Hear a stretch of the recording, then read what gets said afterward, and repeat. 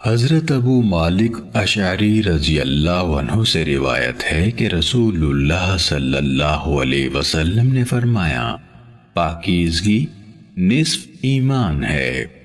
الحمدللہ ترازو کو بھر دیتا ہے، سبحان اللہ اور الحمدللہ آسمانوں سے زمین تک کی وسعت کو بھر دیتے ہیں۔ نماز نور ہے، صدقہ دلیل ہے، صبر روشنی ہے، قرآن تمہارے حق میں یا تمہارے خلاف حجت ہے۔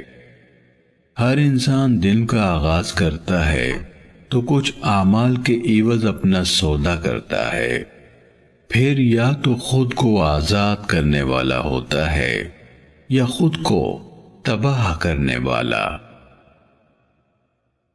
صحیح مسلم حدیث نمبر 534۔